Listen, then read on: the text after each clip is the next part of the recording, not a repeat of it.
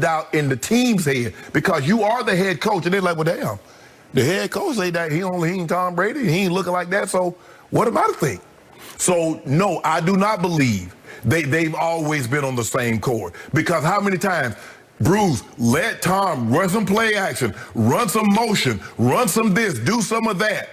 And it wasn't until the game before the bye week that they did some motion, that they did a lot of what Tom Brady wanted to do. So I do not believe they've had the greatest relationship. I do not believe they've been on the same page. That is my belief. Looking at it from the outside, hearing what Bruce is saying, Skip, I call bull jive.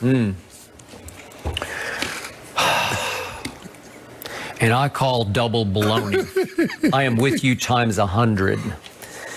Something happened over the bye week. Yes. I don't know what it was. It's not like Brady to have a closed door with the head coach.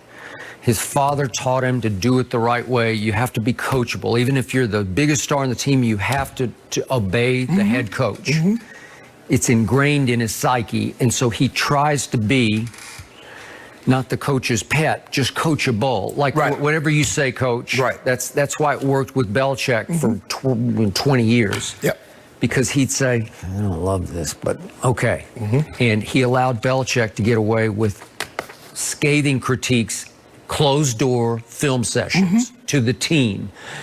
That he allowed Belichick to send a message to the team, I'm in command here. I don't care how big a star. He can be called the GOAT or whatever you want to call him. Call him an elephant or a giraffe, or you can call him whatever you want to call him, but I'm in charge in the confines of this film room. Brady accepted it because he believed it was the best interest of the team. Yep. Brady's looking at this. I don't know how this serves the team. No, I agree. So I don't know if the GM sat them down together. I don't know if the GM went straight to Arians. I don't know if ownership went to Bruce Arians during the break and said, enough. We need the good cop now. We need support. We don't need scathing critiques of the greatest quarterback ever. I told you, in my career, I have never been more offended by a coach's post-game quotes than I was by his, especially after the 2 New Orleans losses. And they were debacles both. I give you that. They were nightmarish for Brady and for the whole team. But when I look back at the quotes after the first game, just to remind everybody, virtual OTAs, not one preseason game got played. He's throwing balls in the park, and they get shut down in the park because they're violating COVID ordinances, right? Yep. So that's all he had to work with his team, and all of a sudden, the NFL schedule makers throw them into the fire at New Orleans against your arch rival in the division, the defending champ, obviously, in your division, and say, good luck. You got to go play there.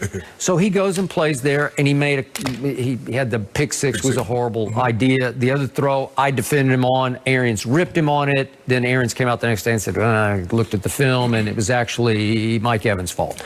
But he also said right after that first game, you know, he looked like Tom Brady in practice, so it was kind of unusual to see that in a game because New Orleans didn't do anything we didn't get ready for. What is the message? Don't blame me. Don't look at me. Tom effed up. Hey, look, blame him. I don't know. He looked like Tom Brady. I thought we signed Tom Brady. That looked like some Tom, Dick, or Harry out there. I don't know who he was, right? Don't look at me. I'm Bruce Arians. I coached Peyton Manning. I coached Andrew Luck. I coached Ben Roethlisberger. I coached Carson Palmer, right? I coached all those guys, and I don't even know who this guy was. And then after the second New Orleans game, this is right after the game, he's ripping him for a throw to Chris Godwin. He said, oh, Chris read that route the right way. That was on the quarterback. Oh, really? This is the GOAT you're talking about. And then he said after the game, Mike, meaning Mike Evans, Mike was open a bunch in that ball game. We just didn't target him. Really? Okay. And then on a throw to Gronk that got picked off, he said, we should have gone to Antonio on that play, but instead we went to Gronk. No, we. Okay. Tom went.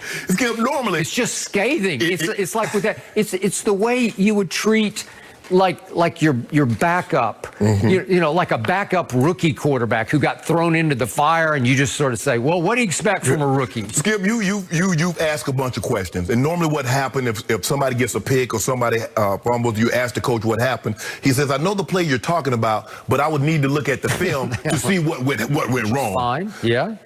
Dude, he just come out, oh, that was his fault.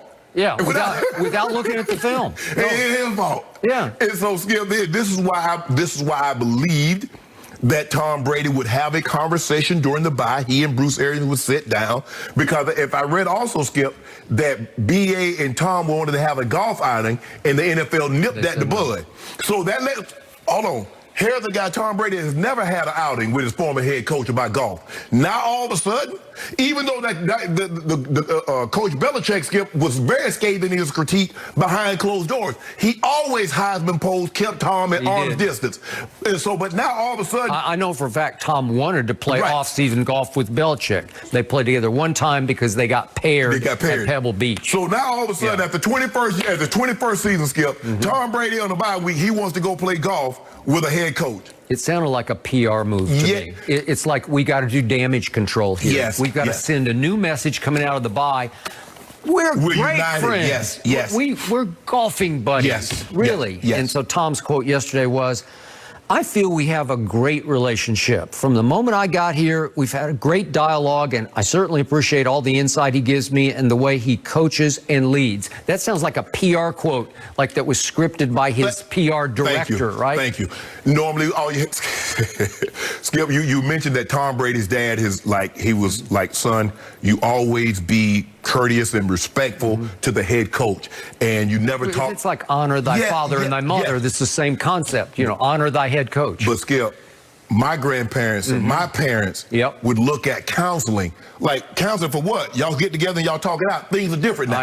I know. Tom Senior, things are different now. Just accepting what the coach says, when I got a problem with it, I'm going to be respectful, but I'm going to go to him in a respectful manner and say, Coach, the things that you're saying publicly, it doesn't help me. It doesn't help the team, and I see no benefit in it. No benefit. So I would appreciate it if there's a critique that you want to have of me. Let's just have that behind closed doors. And I know who BA is. I mean, I've watched him enough to know that he's very critical publicly of his players. He was like that with Jameis. He's like that with all of his quarterbacks, with all his players.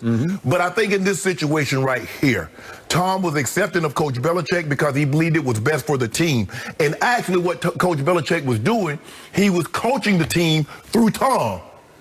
That's what Bobby Mitchell used to say, the coach, Paul Brown used to get on him when he was really Jim fumble, but he yelling at Bobby Mitchell. Okay. Even though maybe.